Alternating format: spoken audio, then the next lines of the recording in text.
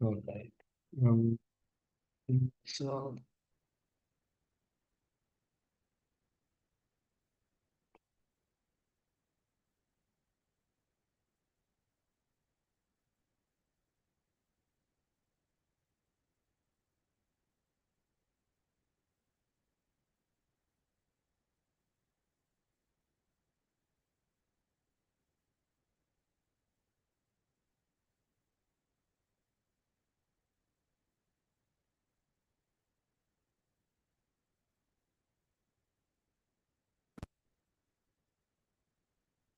can you guys see the screen?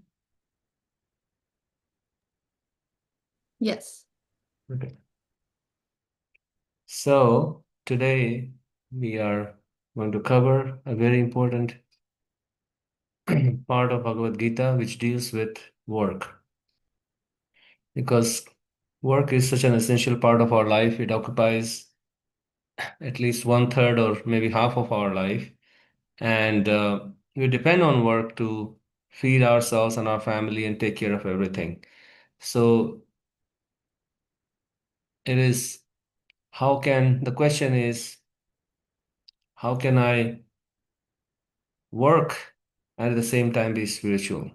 Because sometimes it seems to conflict, because if I'm working all day long, then where do I have the time and energy to connect myself with God?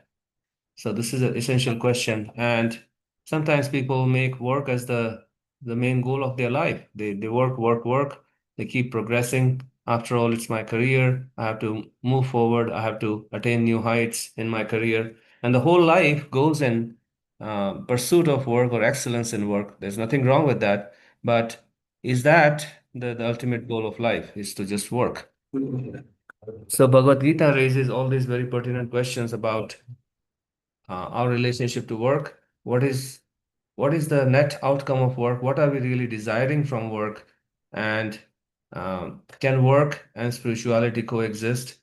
And what is the impact of one on the other? What is the impact of spirituality on our work? What is the impact of work on our spirituality? So these are some of the important questions that are dealt with in Bhagavad Gita. Arjuna is faced with this greatest challenge of his life. That's his duty to fight, that's his work. But he's not able to connect or find the higher purpose behind his work. And as a result, he feels very purposeless and he doesn't want to fight. So, this is another thing that strikes many of us sooner or later. What is the purpose of what I'm doing? And Arjuna's crisis was resolved by Krishna's speaking the Bhagavad Gita to him, helping him find the inner purpose and inner radar for his work. So it's called the yoga of work.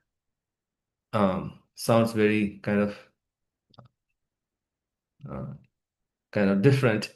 How can yoga and work together? Because when we think of yoga, it seems like we are in some yoga studio doing some exercises, and then work is completely different. How can they be combined? But actually, they have a very good symbiosis. And according to Bhagavad Gita, it's called karma yoga, which is combining connecting with God through our work.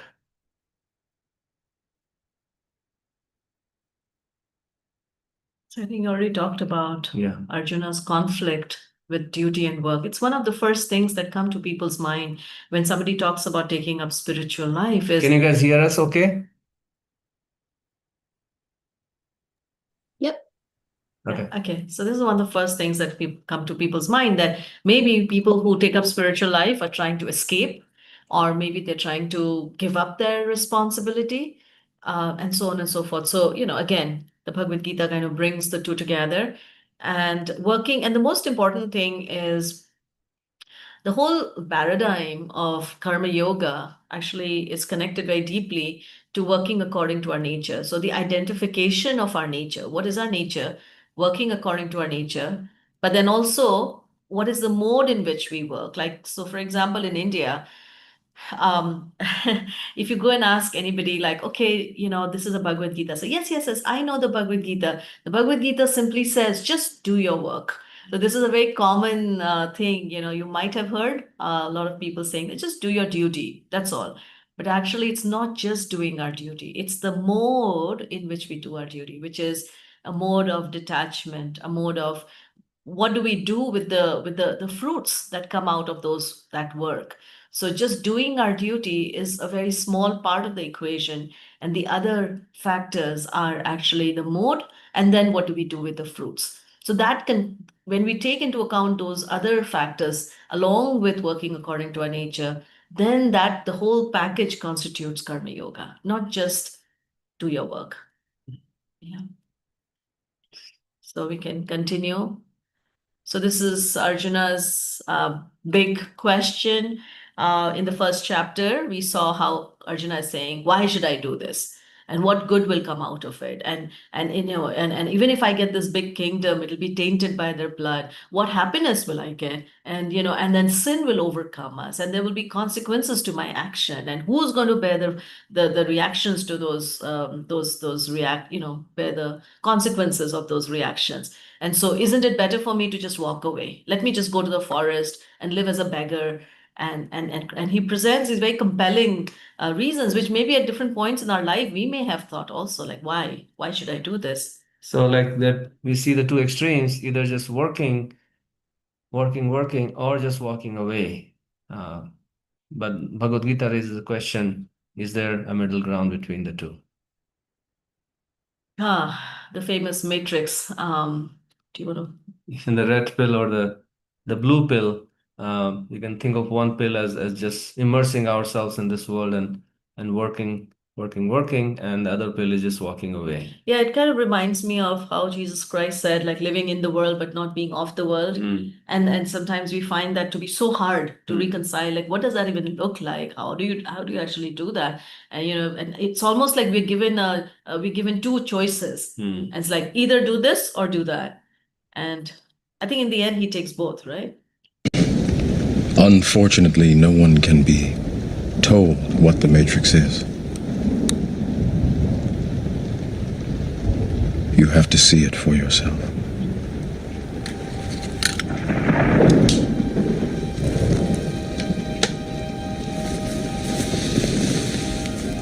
This is your last chance. After this, there is no turning back. You take the blue pill, the story ends. You wake up in your bed and believe whatever you want to believe. You take the red pill, you stay in Wonderland, and I show you how deep the rabbit hole goes.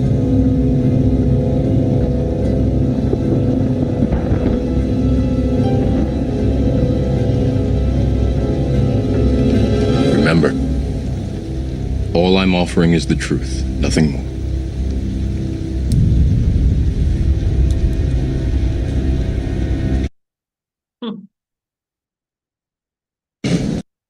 So the red pill represents. Actually, I was thinking of something a little, connected to what we're about to discuss, which is right now with this whole AI explosion. Actually, we're at the very beginning stages of this explosion. There's so many questions that are being raised as to, the importance, like our work. What would that look like? And if machines can do things better than us, like just yesterday we were watching. Actually, I might, if you're interested, I might just forward that. It's a clip by the godfather of AI, who's actually created AI, and he's talking about how these machines can actually lead to the extinction of human race. If they're more intelligent, more capable, more efficient than humans, then what does it really mean for us to be humans? And then this question of, okay, if work is already being done by someone else, then what are we bringing to the table? What are we supposed to do then? What are we supposed to do? So then the question of the significance of, because work is such an integral part, like we can speak about it because we are sort of semi-retired, and it's like, oh my God, your identity is so closely linked to work. And what is my value in life? What is my value? And so, like, when you have these questions, like ChatGPT can do this better than me, but still I have value. And so the Bhagavad Gita is again bringing that, like ChatGPT, the mode of detachment, the offering of love. That's something that a machine can never do. So it brings into sharp focus the very fact that we are human and that has value. And I guess it forces us to think about what is my essence and what am I seeking? Am I just seeking robots, just doing everything when I go to a store or when I get anything done, am I happy just interacting with robots who are polite, but there is no humanity there? Um, or I need something more than that. Then why even live with family? We can just live with robots Yeah. and have a robot family. Yeah, exactly. But obviously intuitively we know that there is more, whether we can that need can never be satisfied by a machine. So then and of course on a different note, we all understand this, that employee satisfaction is at the lowest. I mean, I see young people, very young people who have joined the workforce in the last 3, 4 years, and already there's a kind of, you can sense, you can see the rumbling. There's a little bit of a burnout, there's a little bit of, futility, frustration. And so all of this is actually increasing. And the reason is because of the pressures and the stress, but also there's an underlying feeling of like, why? Why should I be part of a system like this? So And this is Simon. Simon Sinek. He basically forces us to. He's talking about finding the purpose. The same agencies, the same consultants, the same media, then why is it that they seem to have something different? Why is it that Martin Luther King led the civil rights movement? He wasn't the only man who suffered in a pre-civil rights America, and he certainly wasn't the only great orator of the day. Why him?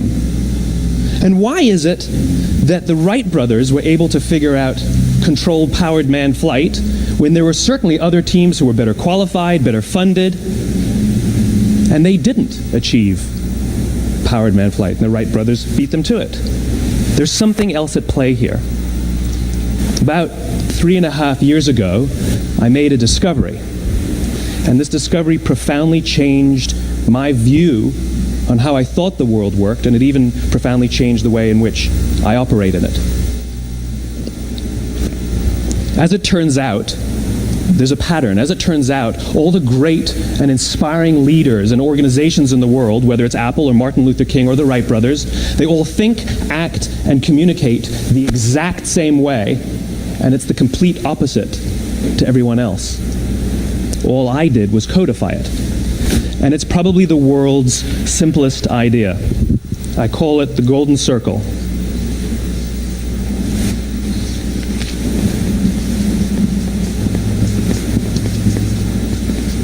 Why, how, what? This little idea explains. I guess you can watch this on your own time, but the idea, the essence of what he's talking about is that the core is the why.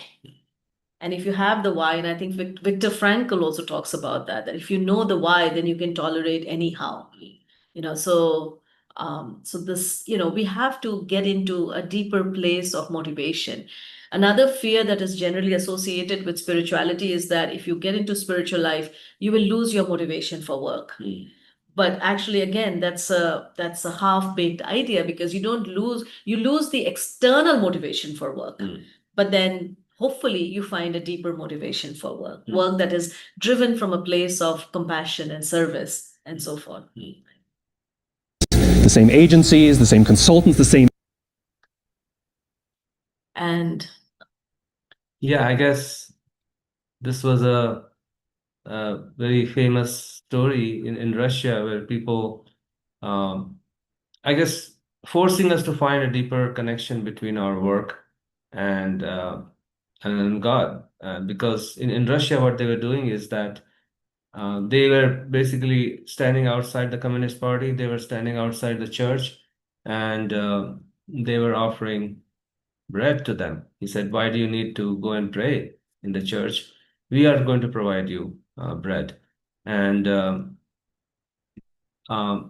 people basically slowly turned away from the need to connect deeper with their spiritual self or with God, because if the purpose of work or purpose of doing anything is to just get our bread, then bread can be provided by so many other means. And so why do I need to depend on or need to connect with, take shelter of anything higher? And because I work, I get the results of my work, and I'm happy. So why do I need anybody else? So the question there arises is who is giving us the results of our work? If I'm working, am I the only factor in getting the results?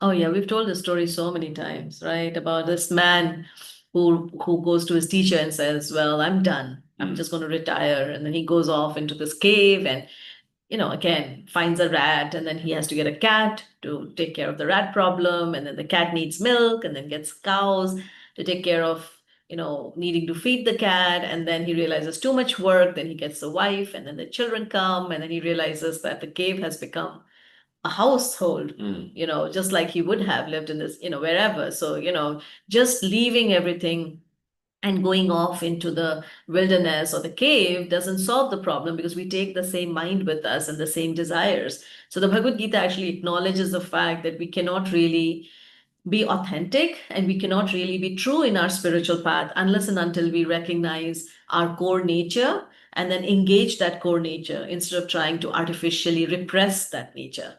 So, Krishna says, what will repression accomplish? So he acknowledges that, we're all born with certain nature, and don't repress it. Just find a meaningful way to engage that nature.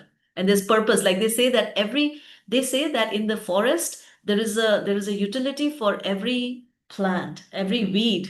We just don't know what is the value, but every weed actually has some value, medicinal value, that if you know how to use it, then you can use it. So being authentic I guess it starts with being authentic. If we are not authentic, then we get into trouble. Just like this fox, which fell into a drum of color that was being used by a washerman, and the fox became like purple because of the color. And when it came back to its jungle, then everybody started paying a lot of respect because the fox looked beautiful in the purple color, and they thought that Exotic. and they thought that was something special can bless them. And very soon, what happened was a pack of dogs came that way, and they basically recognized the fox as a fox because they were not fooled by the color. And then they started chasing the fox, and then the fox started running, and then everybody realized, and the fox started howling like a fox. And everybody realized that it was a fox. It was not something exotic. So even if we try to be artificial about our life situation, about okay, what Krishna is saying, don't be artificial. He's telling Arjuna, don't be artificial. Your nature is to be a Kshatriya, a warrior.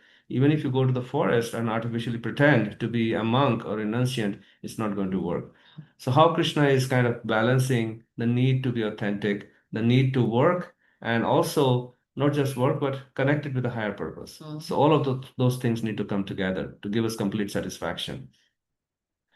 This is Very interesting. This is called, so when we artificially renounce this world in the name of spirituality, then that creates havoc. It's called, there's a term in Sanskrit called Falgu Vairagya, which means false renunciation, renunciation against our nature.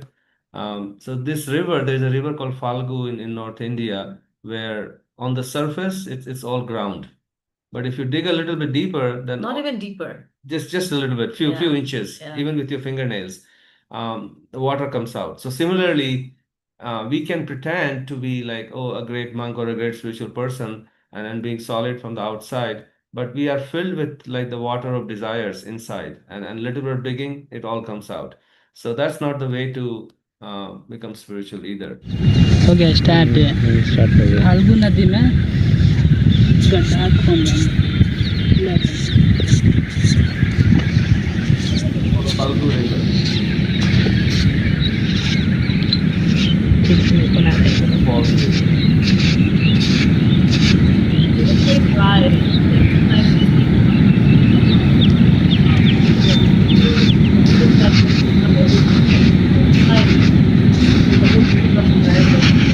Yeah, so many skeletons are caught amongst the outside, and then the rat can get it away.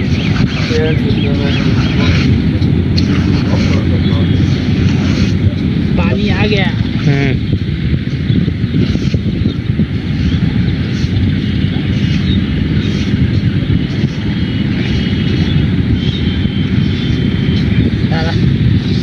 डर लग रहा है आपको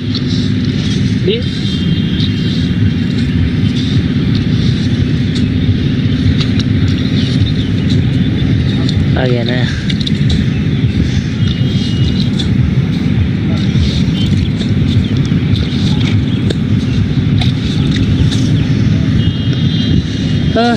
इतना कम Oh my God, that's like clear water. Yeah.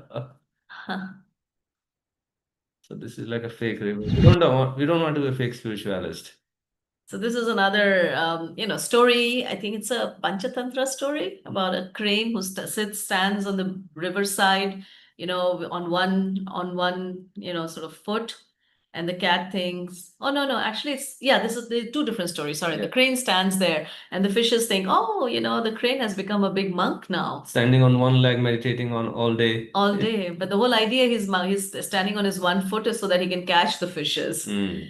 And same thing you see here with the cat, sitting in a yoga posture, meditation, but his one eye is open, thinking, oh, do I see a rat around?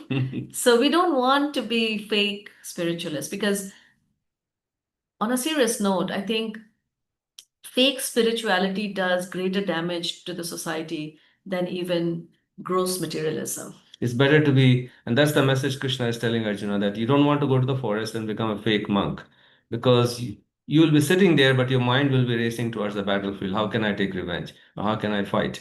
So Krishna is addressing this part of our need, that we have a genuine need to work. But out of circumstances, if you give up work and then try to be just renunciant, it's not going to work. If it's not true to our nature. Yeah, if it's not true to our nature.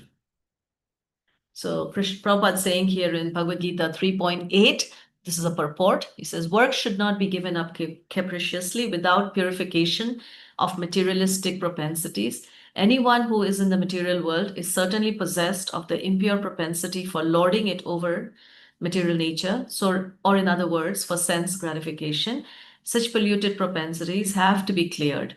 Without doing so, through prescribed duties, one should never attempt to become a so-called transcendentalist, renouncing work and living at the cost of others. So again, a call to be real, a call to claim or reclaim our nature, whatever nature, and our propensities, and then to engage them in a very honest way. Another one, Krishna saying in text 49.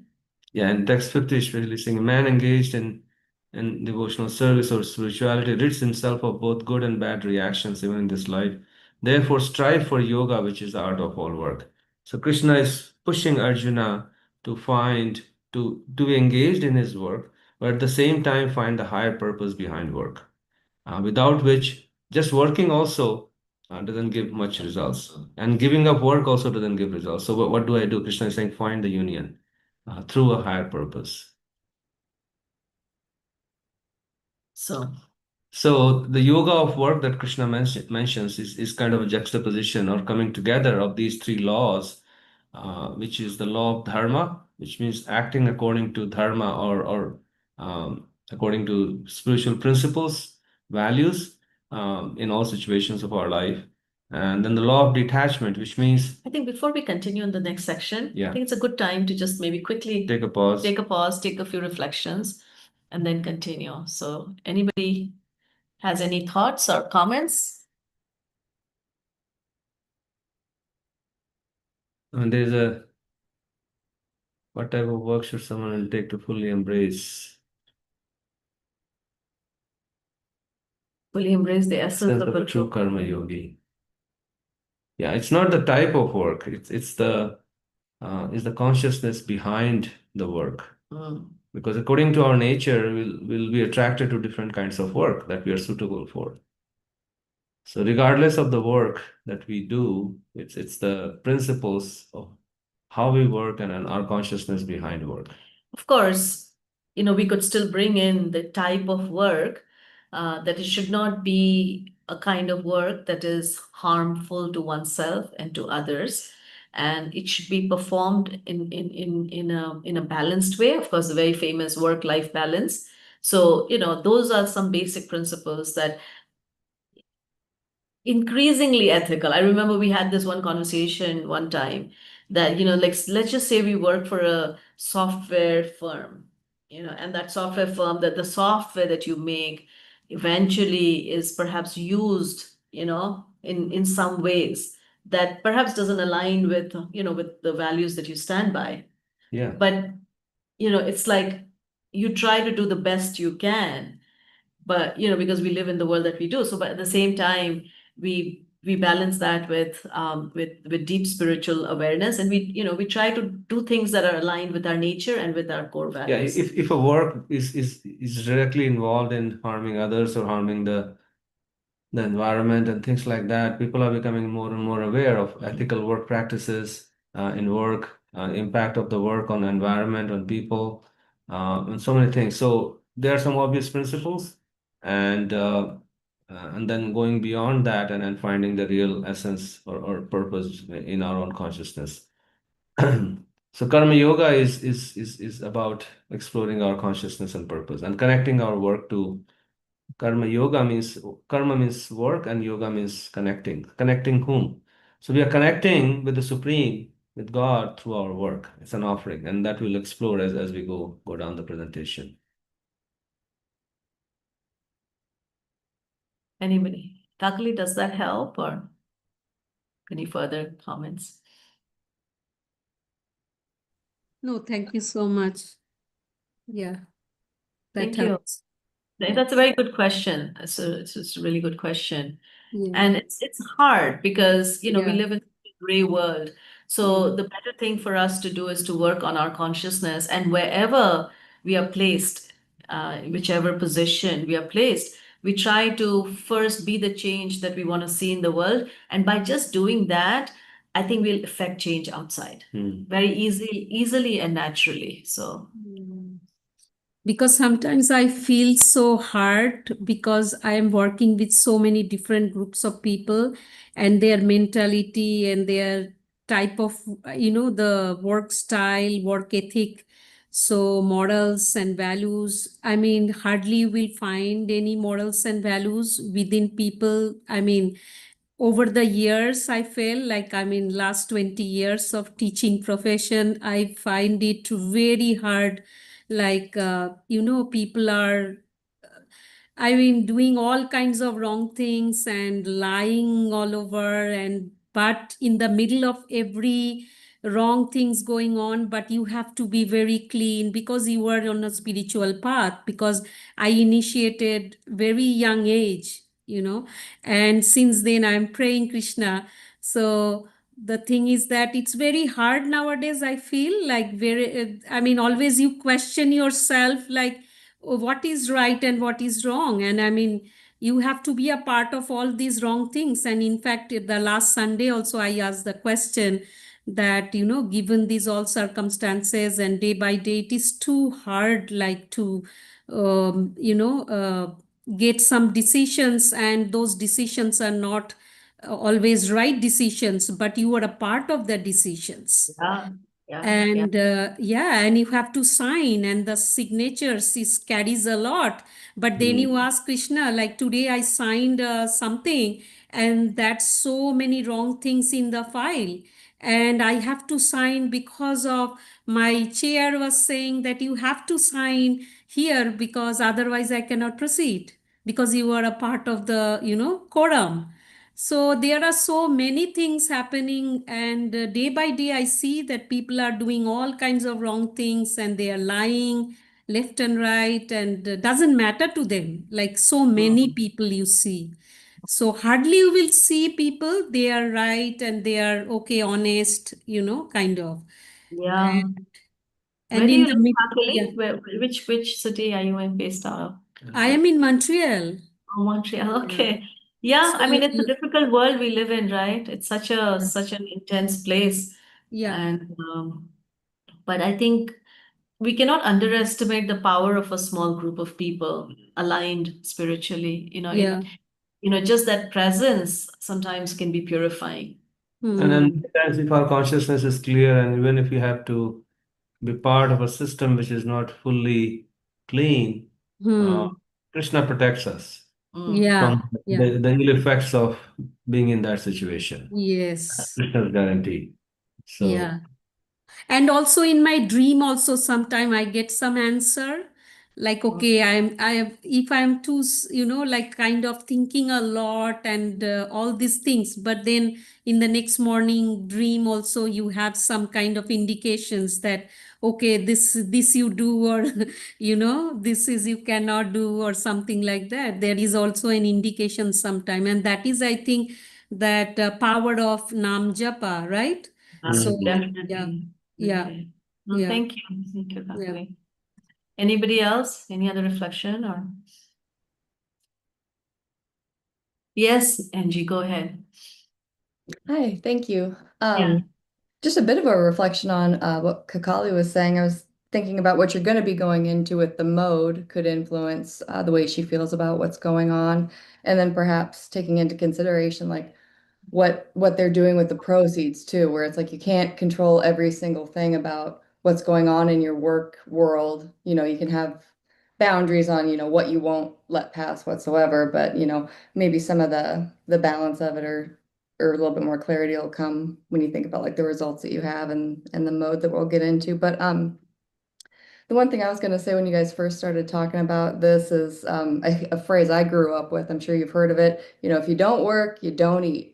And and so you just get in this mindset of, scarcity and hoarding, it's like, well, I gotta get everything for me, this, that, and the other. And so I really like what we're going into with what you guys are talking about with work according to your nature, because I've had similar experiences to what they were saying earlier. And I can think of times where I did say, I don't think I'm the right person for this client, or I don't, because of a hard boundary. And then there's tons of other times where I'm like, I don't research everything up and down about the clients I work with. I'm sure that, they're doing a lot of bad things. So I'm excited about learning more about this working according to your nature thing, and how that can contribute, and how you can cut yourself some slack sometimes, but still just consciously be aware, and layering in the spirituality or inner work or consciousness and reflection, how that can help you balance it out too. And I don't know, No, that's what I was thinking. thank you. It brought to mind, actually, it's connected to what you were saying and also what Kakali just pointed out, that you have these areas of concern, area of influence, right? So if you work within your area of influence, then that will gradually expand, and you can then start affecting greater changes. But we have to work within our own area of influence. And yeah, I mean, there's so many things we don't know, our actions. And this was Arjuna's big confusion, or his big resistance, is like, I'm going to be engaged in a battle that's going to cause so much harm. And so Krishna finally resolves it towards the end of the Bhagavad Gita, but we won't give that away right away. But there is a resolution. Has to be a resolution. Otherwise, we become paralyzed in that mode, because every step we take is going to generate some reaction of some kind. So yes, Himanshu, go ahead. I know you. Yeah, I was also like I was like having a question. I was also thinking like we were discussing about like starting with why first, and like having our why so that we can like bear anyhow, and like obviously like trying to connect the why with this like spirituality, and connecting our work with a higher purpose. So that is what I wanted to like ask. I think it will be touched further in the talk, like in the talk, I guess. But like I was just curious about how we can connect our current work with our higher purpose, and like be more like the mode of consciousness in which we are doing that work can be better, right? Yeah. I think we should do a little bit of our chanting meditation maybe today or maybe next time. Yeah. I think. But yeah, that is the process. We start with intention.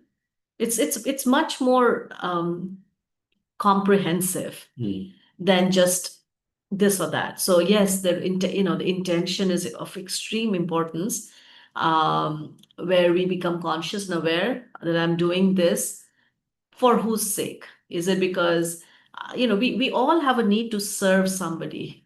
Should we do this later? Yeah, okay. I think I might be giving away. So let's hold on to that and we'll get to it. Yeah. So Krishna is basically forcing us to balance so many things. We have a need to work, and then he also talking about working according to our nature. And he's also talking about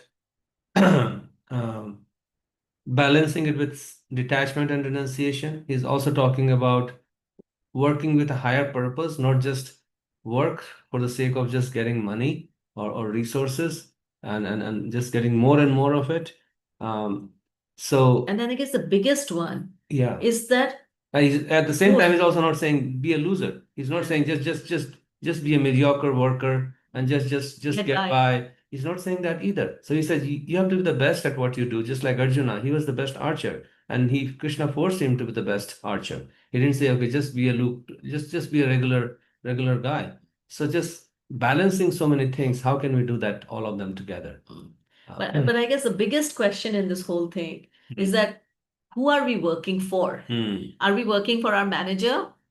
Or are we working for a company? Are we working for my family? Are we working for our family? Are we working for the country? Because I want to, like I'm a serviceman and I want to, work for the country and then Die for the country. die for the country, right? Or die for humanity. And the fact is that, there's so many broken hearts around. Like, you work for, we personally know of a friend who really gave himself to his company. And then something happened and they just let him go without not much of a ceremony, it's like, Just okay. a cold email. Cold email is like, okay, we terminate, you're not good anymore.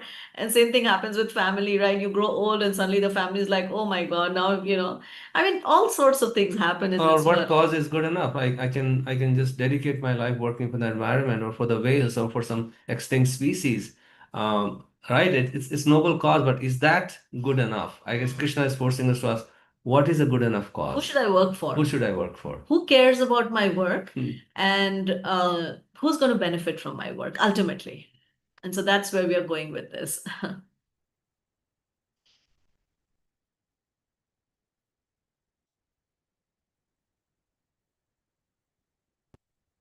So I guess it kind of you can summarize these three balancing forces in law of dharma, which is don't just work for the sake of accumulating resources. Work with according to the like some people will say, I'll do whatever, beg, borrow, or steal. I need to get my money, right, through my work. So Krishna said, work according to the law of dharma. If you want complete satisfaction and an evolution of your consciousness, then work according to law of It's so dharma. funny. Like generally you think of the ancient times as being like this sort of pure period, but then you have this very famous guy, right? Charvaka Rishi, Yeah. who presented like a whole philosophy around what, the whole modern world is actually based on that. The modern economy is based around that philosophy, but it's such an ancient philosophy. And he says, it doesn't matter, if you have to beg, borrow, or even kill, you have to Beg, have borrow, or your, steal, just eat your ghee. eat your ghee. Get your ghee and eat your ghee. Get Rinam kritva gritam. He says either take a debt or borrow or steal. Doesn't matter. Get your ghee. get your ghee. So that was the whole, materialistic paradigm. But law of dharma says that we work according to the principles of dharma, and dharma also means our nature. So we work according to our nature, and then we use our nature for dharma. So we work according to dharma, we work for dharma, and for the propagation of dharma. So that becomes the center point. And dharma also means looking forward that, okay, where am I going? What will be my next life? Because this was another Charvak's philosophy that just enjoy life because this is the all you got. And we don't know what's going to happen in the next life. Who's seen the next life? Who's seen the next life? So just do whatever you want to do now. Just enjoy it to the fullest. That's the principle that the whole world is living by right now. Yeah. And it's creating so much chaos. Actually, it's very interesting. When we went to Bali, we came back like really impressed with the culture and the people there. One of the things that, we asked, like, how is it that you guys are like just some of the most, harmonious people? Like, what makes you guys click? And across, so many people said the same thing. Is it because we believe that our work is dharma, and we believe in the laws of karma? So we believe that, we are doing this from a place, and you could see the impact. People were genuinely honest and satisfied. And satisfied. Second principle is the law of detachment because sometimes we become so attached to the work or the position or the fame or the power that comes from work or the resources that come from work that we forget our true purpose. So Krishna is also emphasizing the law of detachment. Don't be attached to the fruits of work. He will say in Bhagavad Gita that the results of the work are not in your control. If you're just running after the results of work, then you won't be fully satisfied. You'll be burned very quickly. So the law of detachment is also necessary. At the same time, being fully committed to the work is necessary. And then he emphasizes the law of service, that who am I working for? What is the real purpose behind my work? And using work as a service to to the Supreme, as service to the whole creation. That element also needs to be there. If I'm just working for myself, it won't be satisfying to me. If I'm just working for my family, it's not going to be fully satisfying to me.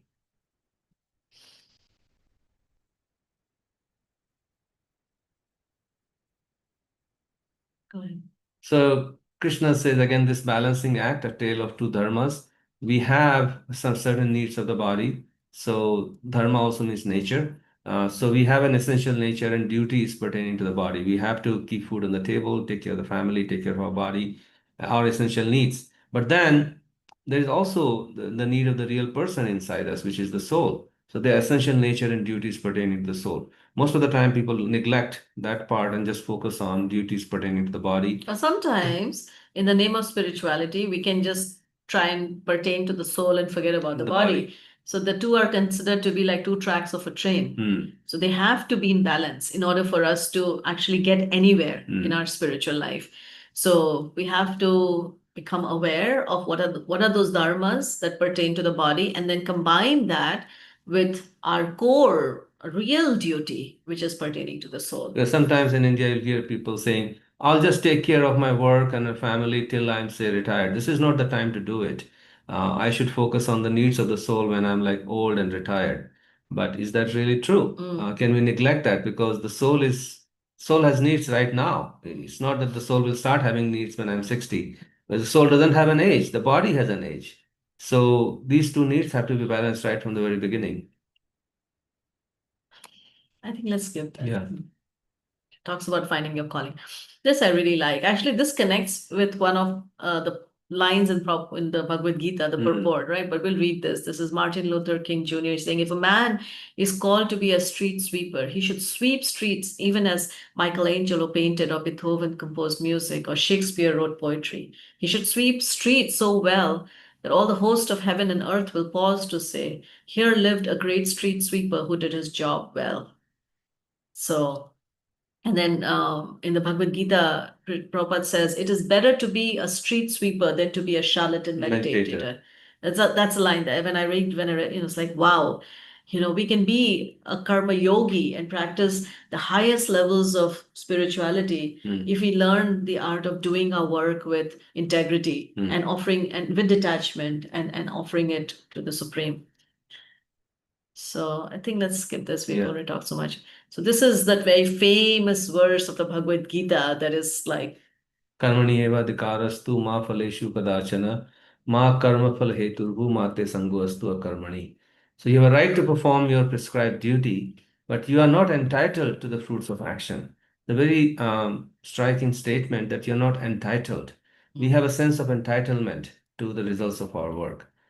But Krishna is saying you're not entitled. If Krishna decides to, because he's the giver of the results of our work, we think that I earned it, but we are not entitled. If Krishna withdraws, we will not get. Even despite our best efforts, we will not get the results of our work. Never consider yourself the cause of the results of your activities. This is the fault that we all develop, that, okay, I'm so talented, I'm so capable, I can do this, I can get this done. Because we have so much focus on ourselves, but Krishna is saying you're not the cause. He's ultimately the cause that allows any results to come through. And never be attached to not doing your duty. So if you thinking that, okay, I'm not the cause, then should I be just like careless or not care about my duty? He says, no, you have to be focused on your duty, but not focused on the results.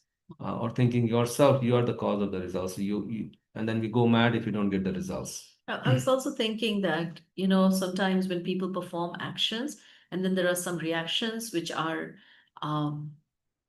which causes pain, then, people tend to blame themselves and think, oh, I was the cause. I did this. And as a result, this happened and that happened. And, we just live like with so much of self-hate and guilt and guilt and shame. And here Krishna is saying that as long as you have done your part, your prescribed duty, you're like a little part of that whole big machine.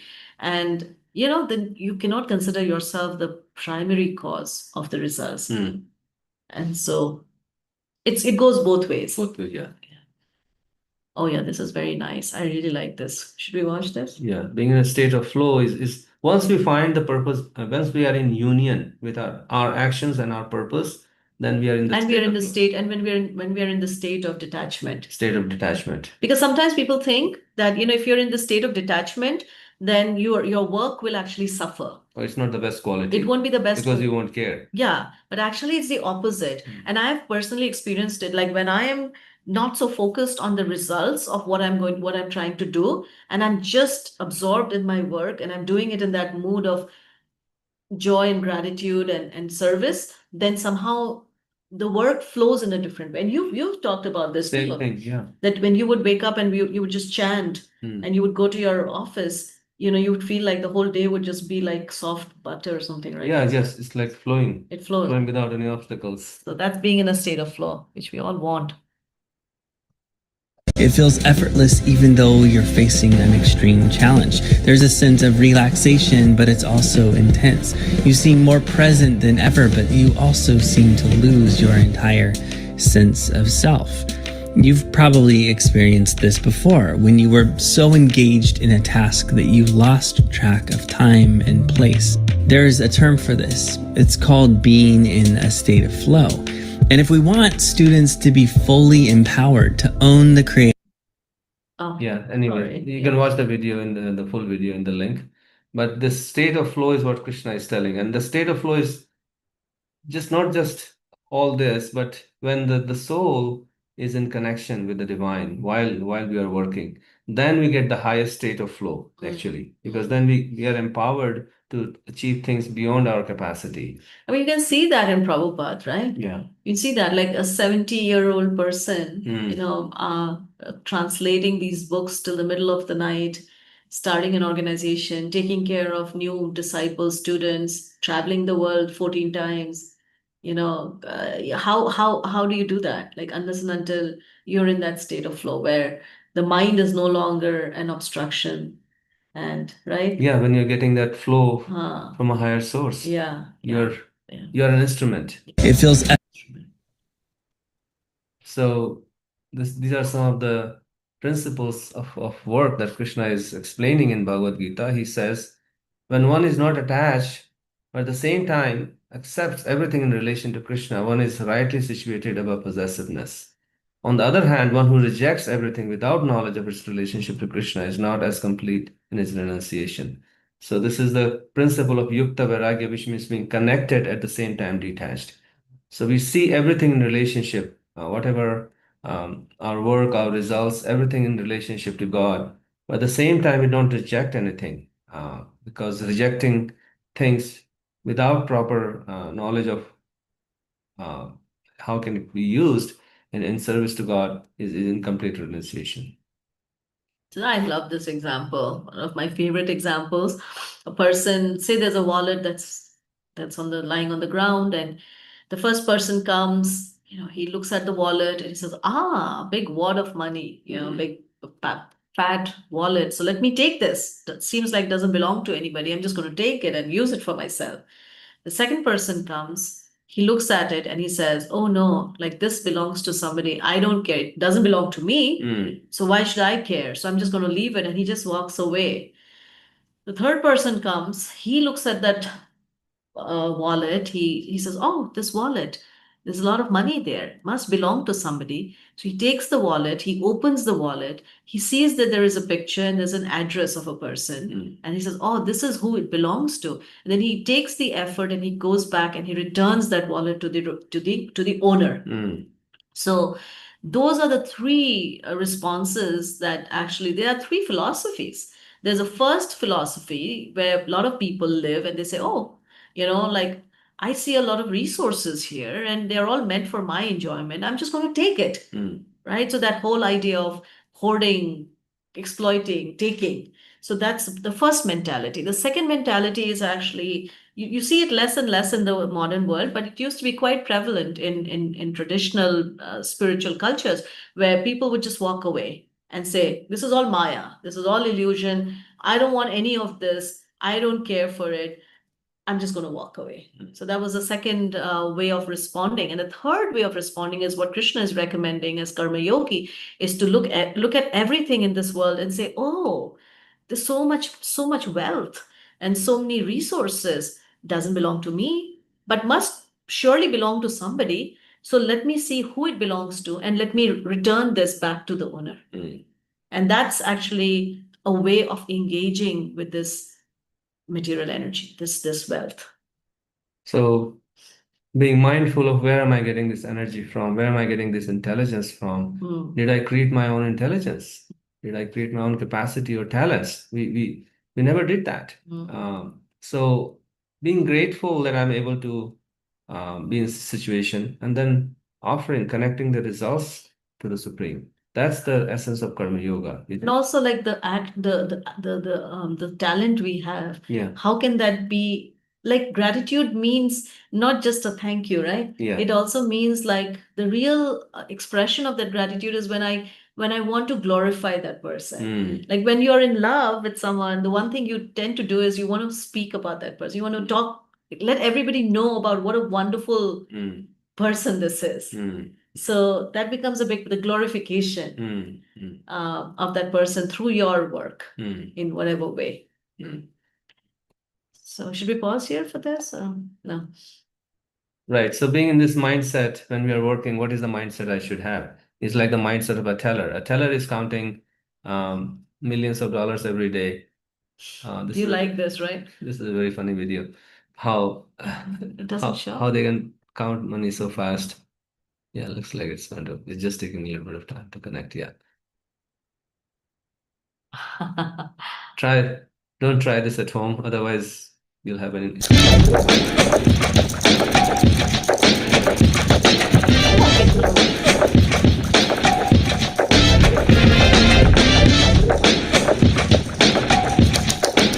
No one can count like that. well, they're counting. Really? Yeah, it's like a I human. mean, I've seen people count like that, but not this fast. But anyways, the teller he counts or she counts millions of dollars every day. But then the mentality is this money doesn't belong to me. As soon as the teller tries to keep the money in their pocket, they will be in trouble. So similarly, having that mentality that whatever results I'm getting, it's coming through, it's given to me, and it doesn't really belong to me ultimately. So I should use it in the right way. Should we pause Yeah. here? Because Let's just finish this work part. okay. So, this is the main principle of karma yoga is to transforming our work into a higher purpose or a worship or connection with Supreme. That is the yoga part that we are talking IRRRRP. Erp. So the first part of how to transform, because without transforming our work into yoga, we will be entangled. Krishna says that if you just work for your own pleasure, just to have a good life, that work will cause bondage, which means that it will force us to be implicated in the reactions of that work. Something is not being done right at work, as Kakali was saying, the other people, whatever. So there's so many reactions that are coming our way. First of all, we'll be implicated in those reactions. We have to pay the price. Second is it increases our desire to enjoy in this world. We are forced to take birth again. Enjoy or suffer. Enjoy or suffer. Yeah, because then you also become depressed Yeah. when things don't go, the impact of our work. Yeah. Like just yesterday, oh my God, I have to share that video. Just, yesterday, we were hearing about this person who is the godfather of AI. What's his name? And he's now gone like off and he's like saying that, he created. Huh? Geoffrey Hinton. Say that again? Yeah. What was his name? I just shared that yesterday. I forget his name. Jeffrey. Hinton. H-I-N. Yes. Right. And so now he's like feeling discouraged. He's saying, well, I created this whole thing, but this may Created a monster. I created a monster, and this may well be the extinction of human race. What have I done? So like our work has repercussions, consequences, and sometimes it can be very depressing. So again, we want to work from a place of intention. Like, why am I doing it? And then the work, I think somebody brought this up, the work has to, in essence, be righteous. It should not involve something that is destroying the planet. Once we watched this movie, it was, I think the movies I've watched, which are not horror movies, but are very well in the realm of horror movies, as far as I'm concerned. One was called Dark Waters, and where, these companies, they're tossing like, toxic waste and the kind of, Chemicals that they don't die. forever chemicals. And then the extent they go to just to, change, cover it up. So we have to be careful that, our work is not destroying, it's not a cause for so much of cruelty towards others. And so that's an important consideration. And then what do I do with the results? Because I will get some results, good or bad. Do I just use the results to just enjoy? Or so Krishna is saying, using the results to serve the Supreme, to serve the humanity or the creation is important, because without if I just use the results just for myself, then the results will bind me or implicate me. Versus if I use the results to serve the Supreme, then those results will free me from the effects of that work. The fourth principle is remembrance. Like, while am I working? What should I think about? And this is what Krishna tells Arjuna, that in the 8th chapter, he says, Tasmat sarveshu kaleshu mam anusmara yuddhacha mayarpita mano buddhi mame vashasya samsaya. So he's asking Arjuna that while you're shooting arrows, while you're fighting, you remember me. You dedicate your mind and intelligence to me. And in that remembrance, you do your work. So it's not that, okay, when I'm working, I don't have any spiritual connection. I find some little time at the end of the day for remembrance of the Supreme. He says, no, while you are working, remember me. And that's a very powerful principle, because that will keep us in a different flow zone, and keep us insulated from the ill effects of this work. And then the most important thing is, and the way you can actually have that remembrance is by carving out a sacred time every single day. This is the most, like, if through this entire seminar, if there's one thing that if we can, impart, and this is it, that every day to carve out some time where you sit or you stand or you walk, whatever, but you chant and you remember the names of God. You connect with the Supreme. And by doing that, then from that place, when you are sort of charged up, now it's like your electric car. You charge your phone. Yeah, you recharge your phone. Now, when you go into the world and you do your work, that work will be infused with that consciousness. And you will exude that confidence. You'll be like a transformer.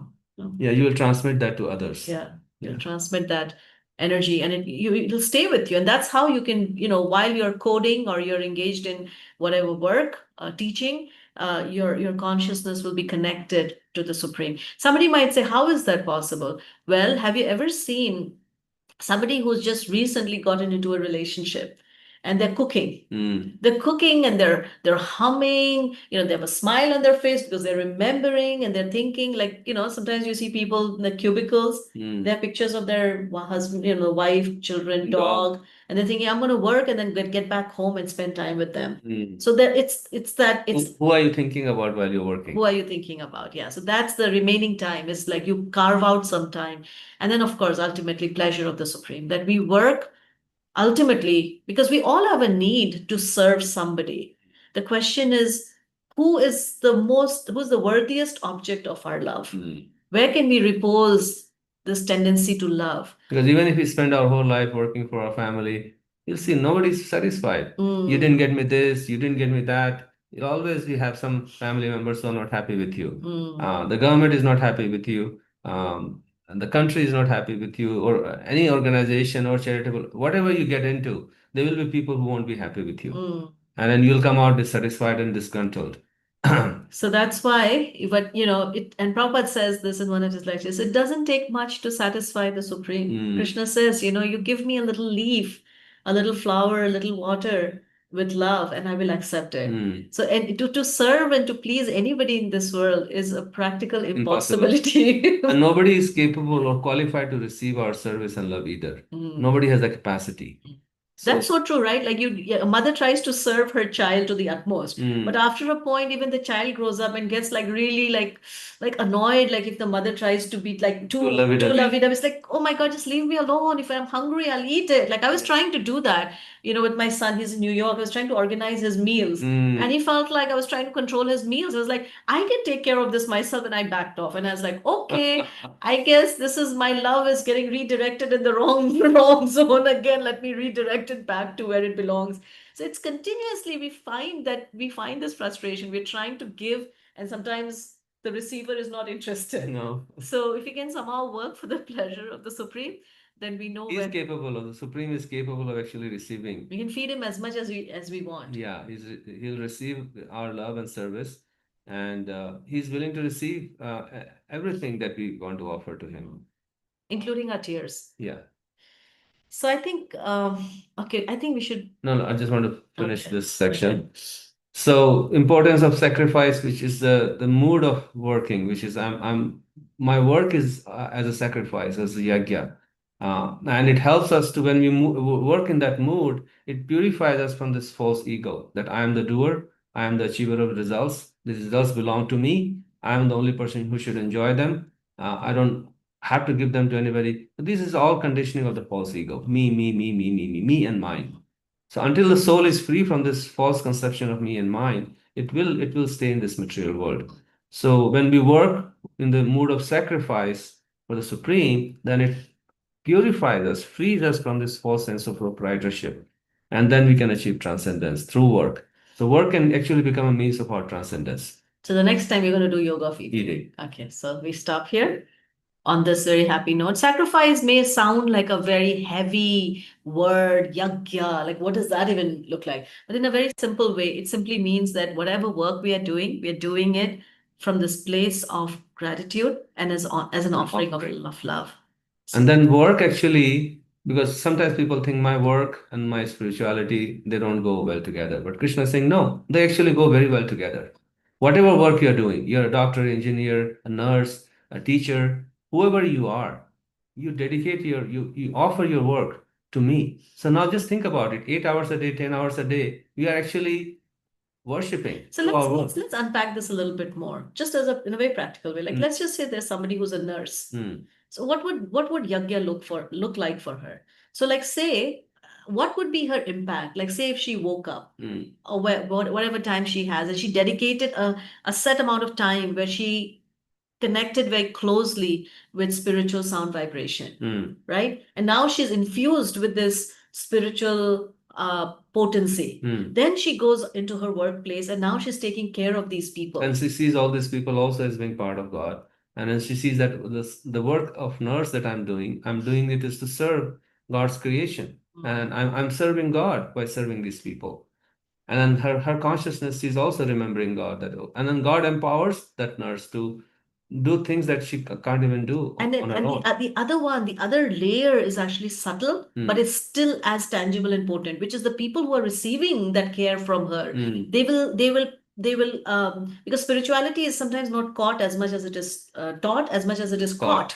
And so, people who are in touch with her, they will catch on to that spiritual vibration that she is carrying within herself. And they in turn will become more transformed. Maybe they'll become more peaceful. Maybe they'll become fearless. Maybe they will inquire. And maybe they will. So there is so much of an impact just by one person taking the time to carve out a daily discipline where you sit down and you chant the names of God and you call out and you connect with the Supreme, and then you go out into the world. And then before you start your work, you say, okay, I offer my days of work to you, O Supreme, and let me be empowered. Let me be an instrument of your compassion and mercy when I go out and act in this world. Then we become like a live wire, and we are able to affect so many people in a positive way. Because positivity is not just a creation of the mind; it comes from beyond us. And the other part of it is that sometimes when we are trying to be a person who's trying to serve in the world in any capacity, we get depleted. Or we become proud that I am the friend of the humanity. I'm the person who can help. And that creates such an inflation of our ego that actually it doesn't really help anybody. Either that or we become depleted. And when we become depleted, we get discouraged. So in both cases, when we are connected to the divine, then we give up that sense of I'm the doer. And also, if something goes wrong, we are not drained and depleted or So the discouraged. classic example is this kings in the ancient times, like Arjuna and his brother Yudhishthir. They were like kings. They were managing such a huge kingdom, but their consciousness was completely focused on Krishna. Throughout the day, whatever they would do, they were not like sitting idle at home. They had to run a whole kingdom, everything, taking care of challenges. But they were doing it in their consciousness, and they were empowered in such a way that the whole kingdom, everybody was so happy and satisfied. And they took care of everybody as their own children, and with that consciousness of completely depending on God and serving Him. And then the whole kingdom was happy, like in nobody's business. So thank you. I think we'll pause here and take any reflections or questions or comments. God.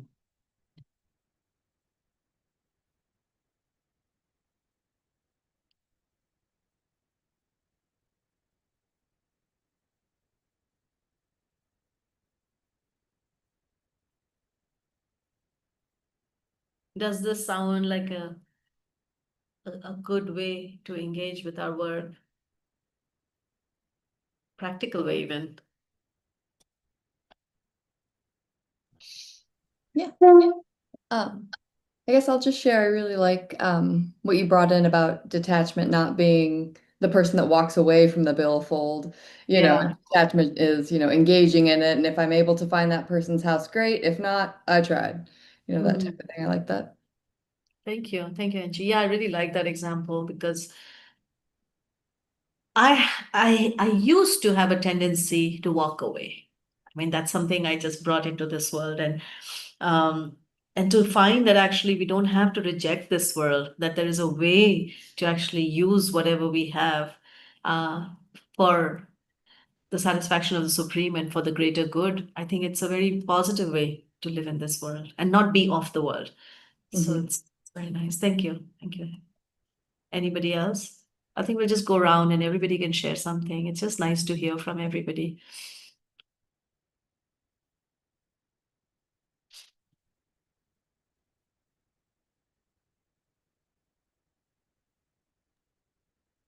Hare Yes, Krishna. Himanshu. Yes, go ahead, Yeah, Himanshu. wonderful session today. Thank you for it. Yeah, it was really nice. So, I just wanted to ask some questions as well as yeah. So, one thing is just as a follow-up, we talked about this intention thing, right? To not to work with detachment, not care about results versus. So, I just wanted to clarify the intention part. What should be the right intention with Mm. which we are because we don't necessarily we one thing I understand with the detachment is that we don't need to obviously we are not the results is not in our hands, so we have to be detached for results. But what should be the intention while we're going to do a task, right? We should care about it but not care about it. So what should be the right intention? Hmm. So the intention, it starts with intention. So intention can be finding the why, like I'm doing this work, I'm engaging in this work.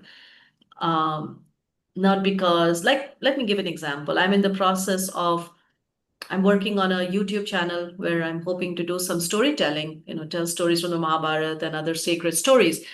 So, one intention could be I want to become a famous YouTube person with 1 million followers. So, the intention could be, well, I'm doing this because I want to get like a lot of followers, become very famous. Other intention could be, well, I want to, monetize it, make a lot of money. Third intention, whatever. It could be so many different intentions. But Krishna is speaking about like consciously cultivating an intention where we say, I'm doing this so that somehow I can create a positive spiritual vibration in a world that is increasingly difficult, right? It's becoming, you can see how the world is quickly becoming a very provocative place. And so I want to bring in some positive spiritual vibration. So same thing.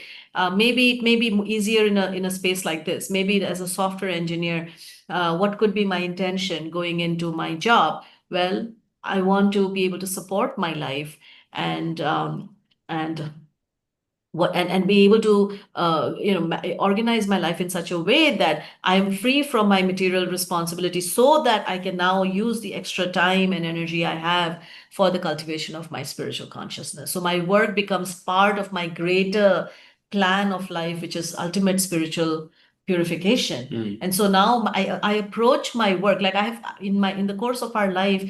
We have met so many people who get tossed around in their job, in their office, because they think that their work is their end all be all. That's the main purpose of their life. That's the main purpose. So now when the manager doesn't treat them right, they don't get the necessary promotion, they are completely depressed. But when you see the work not as a end, but as a means to something else, then you're not so perturbed by office politics or whatever. So the intention is really setting like, why am I there? Why am I here? So either it's like if you can actually effect a change through your work, great. But most cases you cannot. So in that case, the work just becomes a place where you can create the necessary resources that can then be used. Like think of a yagya. A yagya is not just sitting at a fire pit and pouring ghee. There is a lot of work that goes on before the yagya, collecting the wood, finding the ghee, finding the ingredients for the yagya, the sacrifice. So the work becomes like the pre-yagya. Yeah, it's I'm collecting resources so I can dedicate my life to serving God. And then in that purpose, you will never be betrayed. You'll never be betrayed or let down by anybody. And even if there are some obstacles, like in Arjuna's case, those obstacles will uplift you. They will make you more empowered, more powerful, and closer to God, and more peaceful and satisfied. Does that help, Himanshu? Yeah, also I think that that you mentioned about the yagya for the nurse example, right? Like for example, if I am doing something, then it is also helping the creation in a way, right? And then I'm like attributing the work to Krishna, right? So that also I wanted to ask that also, like, is there a practical way by we can commit our work to Krishna, or send or make it as an offering of love to Krishna, and then like do it in that mode of consciousness? Like, is there a practical way to do that, or? Really good, Himanshu. Great questions. Yes, it's very practical. Intention is more subtle. The most practical thing is the daily chanting.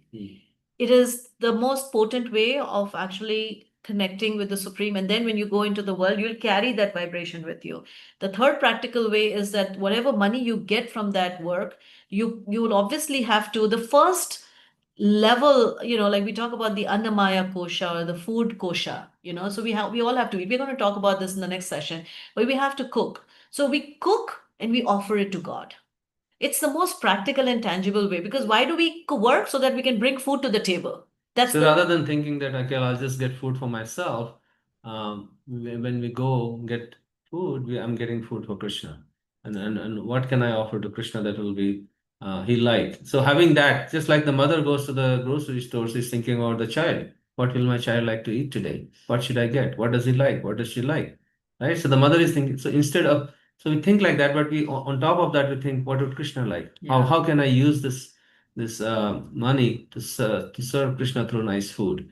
And that's the very beginning. And then the third level of practical engagement is that whatever extra time we have, we use it to maybe share this with others. Or the other way, of course, is that we give away part of what we earn for some cause that glorifies God. that glorifies That brings God. people closer to God. Krishna says that yajna, dana, tapa are necessary for everybody, and it even purifies is the most pure. So yajna means sacrifice, tapa means austerity, and dana means charity. These three should always be integrated as part of our life. Then our life stays very, very in balance and in good health. So that's a practical way, but it's a big, maybe we gave too much here. So simplest is daily sadhana, daily discipline. And from there, everything else will come. Thank you so much for. Thank you. Any other final? Kakuli, Swapna? Can end after this. And maybe in one of our sessions, we can do some chanting together. Maybe next time we can do that. Yeah. Okay. So, yes, Kakli, go ahead. COVID time we had a chanting session, right? So I Yeah. taken the whole COVID session with you guys. So that was a chanting at the beginning, I think. After that we had a session, right? No, Yeah. first we had and then the chanting we Mhm. end the session. Yeah, yeah, Yeah, keep the chanting going. It's yeah. the way that we can stay connected in this otherwise disconnected world. And So, Angie, the chanting that we're talking about, we chant Krishna's names, which is the Hare Krishna mantra. So we Mm. chant Hare Krishna, Krishna Krishna, Hare Hare, Hare Rama, Rama Rama, Hare Hare. So this is one mantra, full mantra. So you can chant this mantra 108 times to start the day, and that takes about 10 minutes. And then you'll see the impact of that chanting in your consciousness throughout the day. And gradually, as you like, you can increase it more. I also have another question. yeah. So, like we discussed, like when actually when so I think we talked about flow, right? So, like Alan Watts has like says something like when we dance, we don't dance to land up at a particular position somewhere, right? The work is not a means to an end, but the end in itself, right? So, I was just thinking like what should like that is why I asked about that intention question with respect to the work in itself, like how can we do work such that the remembrance is second nature to us while we are doing that work, right? Like Mm. we are not necessarily like the work itself, we are in the flow of that remembrance as well as that work, right? So what in terms of like actively engaging with that work, what is the intention that we are setting there, or how can we achieve that flow while working? If I understand your question, I'm just going to repeat it, that what is that, what can we do so that when we are doing that work, the remembrance is natural and automatic? Yeah, Is that our what you're mode of saying? consciousness is what should be the more like our mode of consciousness is like what should be the intention that we should set for our mode of consciousness being natural to the work what we are doing, right? It's like I'm not exactly sure how that manifests actually. That's what I'm asking, I think. Oh, how that man. I think you try it. Yeah. I think try it because, like I said, if you start before you get into your work, you prepare your consciousness. So preparing your consciousness means that you start, Chant. you start your day with spiritual vibration, chanting, Read something from the Bhagavad Gita. read something. One thing that I do, which I am able to do, maybe you cannot.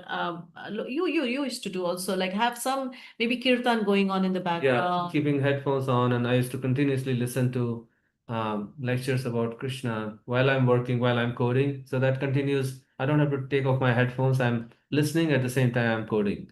So that continuously, even if I'm not able to pay attention to every single thing that I'm hearing, but the vibration is going on. Or you can play kirtan while So you're. like I cook, right? So when I used to cook, I mean I still cook, but Yeah.